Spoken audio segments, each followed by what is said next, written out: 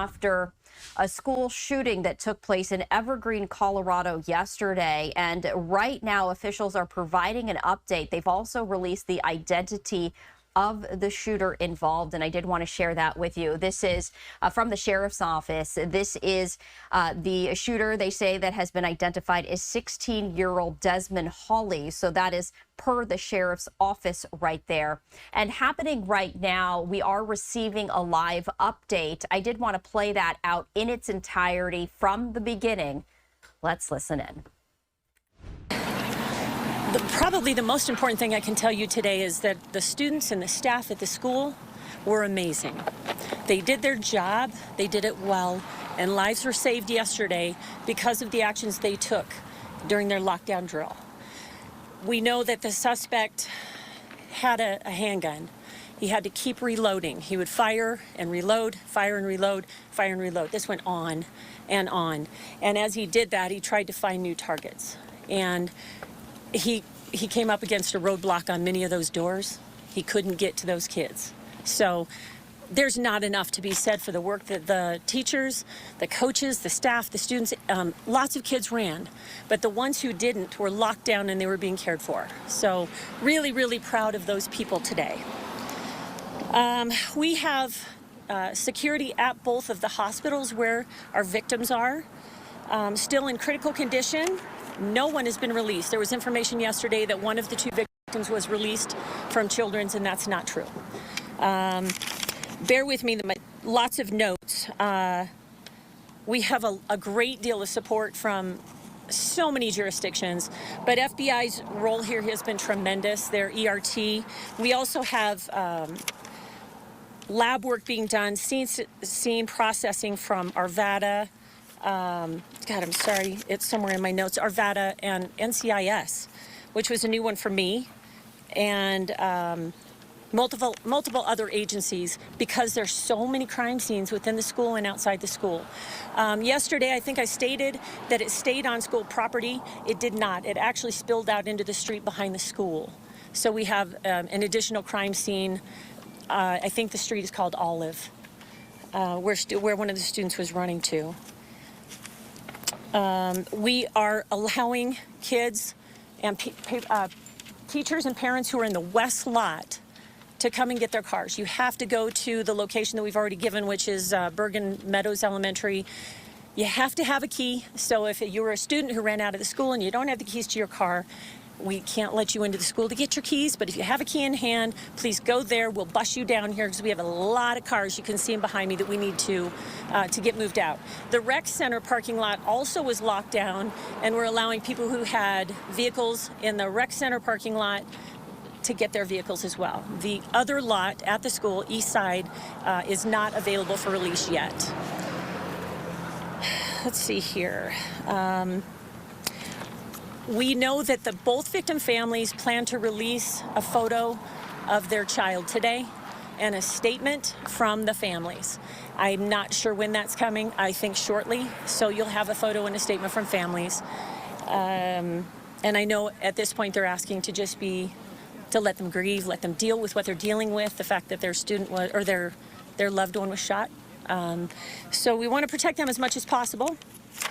The warrants that we have are for the home, the suspect's phone, obviously locker.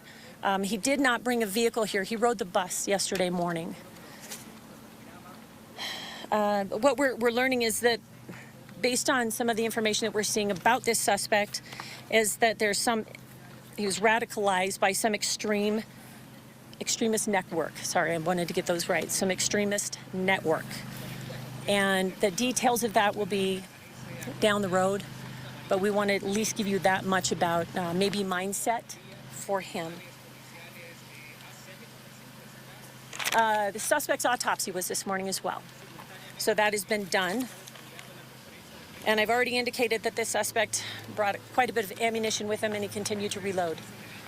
I think we're very, very grateful that there were not more injuries. But saddened that there were any. And I think that is what I have in the way of notes. So please feel free to ask questions. You mentioned there was a crime scene behind the school that spilled out onto the area behind the school. Yes. Is that one of the students that was hurt or shot? Yes. Yes. There's a crime scene. Can you give us Lots a of second? crime scenes. Give me 1 second. You got it. There's multiple crime scenes. I indicated yesterday some inside and some outside, but all on school property, and we now know that there's at least one crime scene that is spilled over into the roadway behind the school. And that is because you're saying one of the students that was shot went to that area? Yeah. Is that right? Yeah, absolutely. Do you have any information about how the student got a hold of this weapon, who it belongs to, how they came into possession of it? Great question about ownership of the gun. We're working that angle today. I don't have that for this press conference, but we'd sure like to share that when we have it. And do you have any more information about the type of gun? It was a revolver, handgun. I don't know what caliber. Jacki, how do you know that the student was radicalized by an extremist group? It's just information that we're learning probably through what we're finding in the home, maybe what we're finding on his phone, but there's some level of confirmation that there's something we really need to take a deeper look at. Jacki, we heard something yesterday about a potential fourth victim. Can you clarify that for us today? Yeah, a great question. Yesterday we indicated that there were 3 people shot, our suspect, and 2 victims, and that there was a 4th that was transported from somewhere. We don't think that that's true anymore. I apologize for the misinformation, but we think it's just the 3. Do you have any idea how many times the gun was fired? The suspect's gun was fired? The suspect's gun was fired a lot. The reason we have so many crime scene areas inside is because we have windows shot out. We have lockers that were shot up. We're finding spent rounds, unspent rounds, so it's a huge area. And the school, I was told, is 3 levels. So lots of work to be done, but he fired multiple times. Jacki, how many revolvers? Did you say it was more than one weapon? 1 revolver. And how many rounds of ammunition was there? I don't know. I don't know how many rounds. Were there surveillance cameras in the school? Yes. And did it record the entire incident? It did. There are cameras inside of the school, which is very powerful and important for us in our investigations. We're able to track his movement throughout the school. Jacki, what about a school resource officer? Evergreen High School used to have a full-time SRO. That SRO is on medical leave right now. So it's a shared duty. Horrible timing, of course, but shared duty. So we have a couple of part-time SROs that share this school right now. There was no one from the SRO unit at the school when the shooting started. He was there until about 10:30, 10:45, and then he was dispatched out here for an accident pretty close by. Are those Jeffco officers that They have are. contract with the district? Those are Jefferson County Sheriff's Office deputies who are our SROs. Okay, and then in lieu of the person on leave, it was a shared, they'd rotate between schools, but normally there would be someone staffed full-time? Yes. Sort of assigned to the school? Yes. Okay. Was the shooting targeted at anyone? Was it random students? Another great question. We can't say yet whether this feels more targeted or more random, but based on what I'm telling you about firing and reloading and firing and reloading, it seems like it could be a bit of both. We had heard that there might have been a notebook that had surfaced in the past with this particular student in years previous. Do you have any information that there may have been a notebook with certain students' names that the school district may have known about and that student's past? That's all new information to me, what you're saying about a notebook that might contain like a hit list. Is that what you're speaking And to? it may not be true. I haven't heard anything along those lines, not yet. Are there looking to be any charges on the parents for the access to the gun that the kid had? It's certainly something that we're going to look at. Can you talk about how being at lunch at the time of this situation complicated things or what that looked like? I think there was a lot of chaos yesterday. We know that some kids were on lunch, which gave them more freedom and access to hallways and outdoors. And we know that there were a lot of kids who ran and a lot of kids who locked down. So it's just timing. It was just chaos. And I don't think that that's avoidable when you have something like this ever. Do you believe the student waited until the SRO left? There's no reason to believe that. I wouldn't know, and we may not know that, Anna. Do you happen to know how the student concealed his weapon until lunchtime? Yeah, I don't know. No idea. Can you speak to resources for students, families, teachers today? Right. So we have the Bergen Meadows Elementary School, which is no longer in use. That's just a facility that we're using very close by here. This is for students, it's for staff, it's for anyone who lives in this area. It's for anyone who's feeling the pain of this. We have a lot of resources there, people to talk to. Just resources in case you want to reach out privately. We also have investigators there in case someone walks in and they end up being somebody who witnessed something that we hadn't talked to yet. So there's a lot of staff over there, and we're just trying to do the very best that we can to take care of this community, and they're suffering right now. You talked about the lockdown working. Did the shooter, or was a shooter trapped in an area, so to speak, where they could not go any past the locked doors? I can't tell you that because I don't know the shooter's movements, but I do know that he tried to gain access to areas that were locked down. And those teachers and those students did their job and took into account what they've learned, and it kept them safe, for sure. Were students able to, did they encounter him? Did they see him aiming the gun at them and perhaps not shooting at them? I don't know the answer to that. We have so many students that have been interviewed because they saw something, they heard something, they believe they were shot at, and that's a lot of kids. We've done a lot of interviews, but we have more to do. I can't speak to what any one of those students actually witnessed, but we believe we have witnesses to the shootings. Can you talk about what's been found at the suspect's house? I can't talk about what's been found at the suspect's house because I don't know. But I think that they found valuable information for our case. There seems to be an issue with the reunification plans that were happening. At one point it was at one area, then it went to another. Was there any reason in particular for the confusion? I can tell you that we always said it was going to be Bergen Meadows Elementary. Kids self-deployed in all kinds of places. So it was hard to round them up.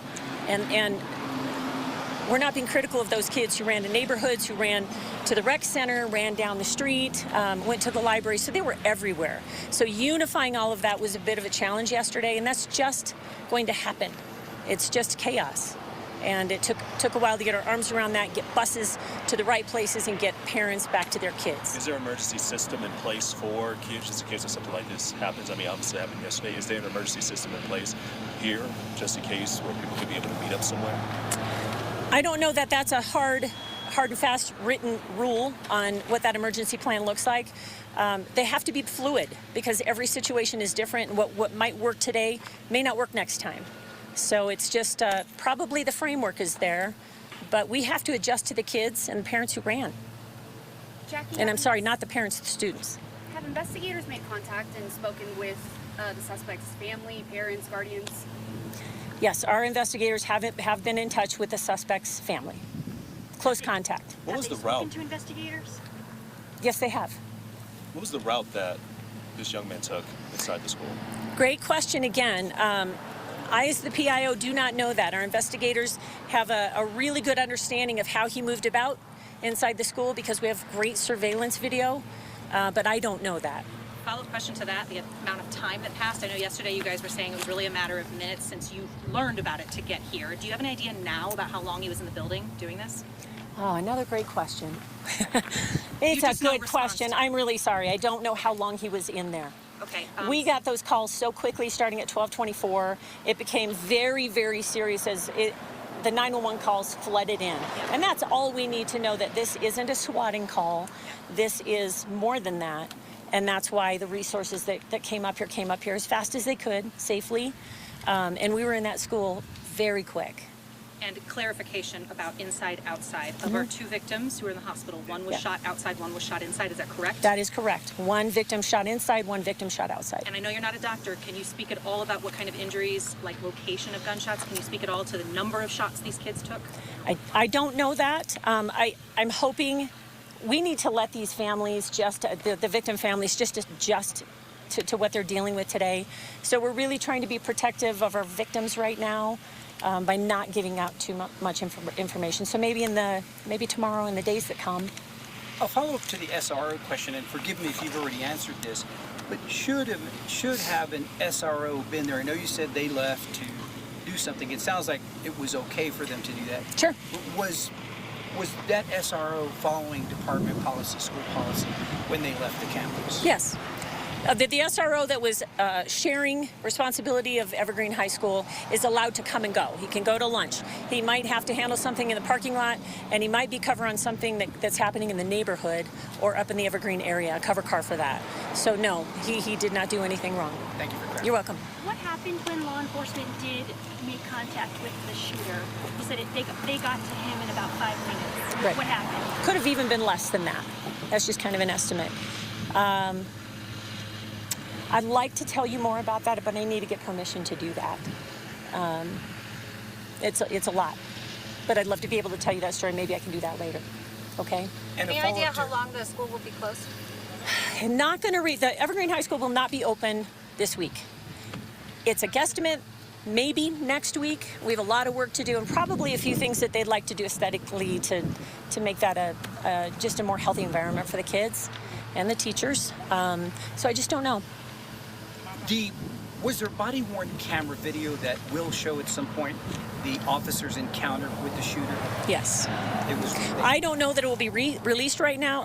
I know that it won't be released right now. How about that? Yes. But I do think that there's absolutely, there's body cam footage just showing more specific detail about the encounter.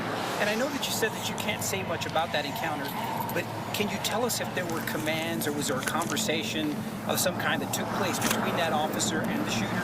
I've got to get some better clearance and permission to do that. I understand that that's something you'd really like to have, so I'll see if I can get clearance for it. Once again, for clarification, for if anybody wants to go pick up their car, to be at Bergen Meadows? Bergen Meadows Elementary. You got to have a key. If the key that you need for your car is in your locker, we're not letting anyone in. Okay. But if you have a key, and we want one person, the driver, we'll bus him to the school because that area is completely cleared now.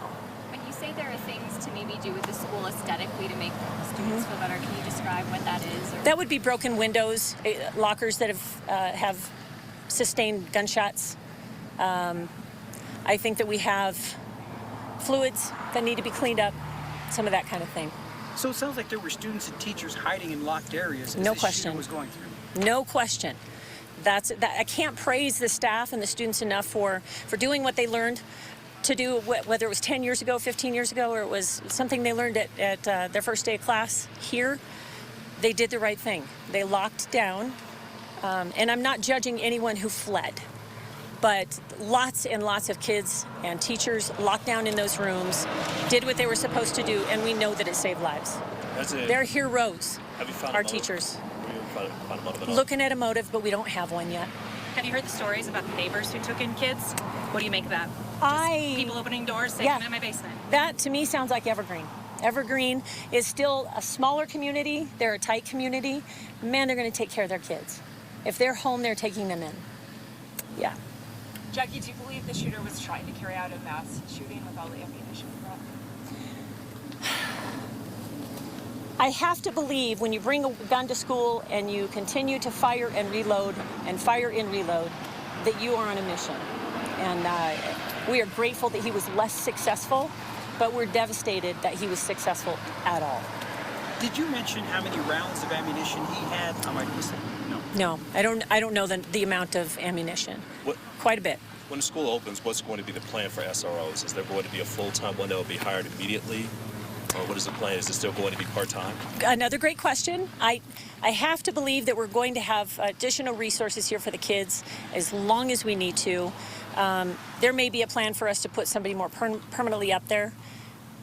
We'll talk about it. Well, for surrounding schools, do they have SROs? Yeah. Are they also? It's shared. It's still a shared responsibility. Not every school has a full-time SRO. Well, I guess just for those who are wondering at home that you've seen something like this happen. Why is it not full-time? Is there an issue with funding? What is the issue why there isn't full-time SROs? The only reason there wasn't a full-time here is because she's on light duty. So we were sharing responsibility of that school. When you say light duty, what do you mean by light duty? It's about as far as I can go with that. Okay. Can you talk about what kind of radicalization you believe the student? I don't know that. It was stated to us specifically that was radicalized through an extremist network. And clearly we take that very seriously. There's obviously a lot of work that has to go into looking at his phone, looking at his social media pages, searching his room, searching his backpack. Searching his locker. There's a lot of places to look that we hope will just give us better information as to what he was attempting to do, and maybe the why. Sometimes we never find out why. In the past, we've talked, when talking about safety and cell phones and cell phone policies, we've talked a lot about, it's every parent's worst nightmare not to be able to get a hold of their kid in this type of emergency. Yeah. One of the reasons that we've heard, like from Jeff Pearson and some of the school resource officers, is we don't want kids on their cell phones when something like this happens to jam up the networks. Sure. What is the learning from that? Was there any problem with students and cell phones and families reuniting? Not that I know of. If you look way back into Columbine, a lot of kids didn't have phones back then. And the chaos that creates when you can't connect with your child. And we know that today, you're hard-pressed to find a child who doesn't have a phone. And I know a lot of kids reached out to their parents, so there was immediate relief, but hearing your kid is okay isn't enough. You need to hold your child. So it was still working really hard to get them connected.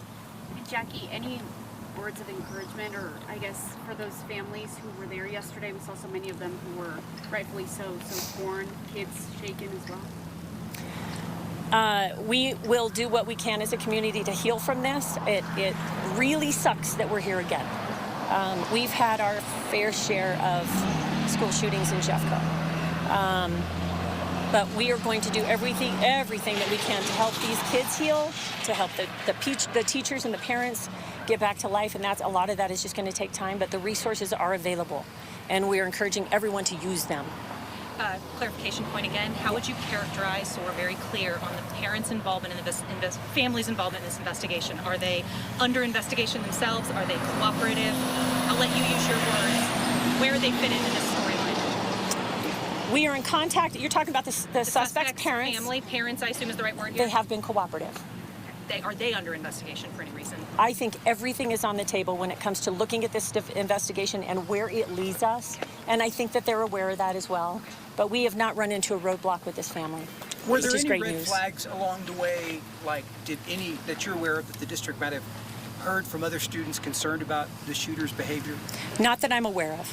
No warning to this. Not that I'm aware. How long until kids could be able to go and pick up their cars or be able to meet at Brigham Meadows Elementary School? What's the time? 11 to 4:45 today. They can do that right now. Head over there with your keys. We'll bus you here, escort you to your vehicle, and get you out of here. There'll be another push later on for the other side of the school, and then there'll also be the need to get these kids and these teachers back in the classroom to get their books, to get their cell phones, to get their purses, and all the stuff that got left behind as a result of the shooting. So there'll be an opportunity for us to get the school open for those that need to get in there to get their personal property. And when would that be? Don't know. Could be this weekend, but we'll keep you posted. What's your plan for the rest of the day? Do you anticipate more updates later? I just have a whole bunch of new questions that you guys asked. So I'm going to go back and see if we can help shed light in that way. And if we can, I don't want to bring you all together to say nothing. So if we have something substantial, we're going to get back together, and it will be here. All right? Thanks for your patience. Thank you, Jen. All right. Thanks, Take Jacki. care. You bet.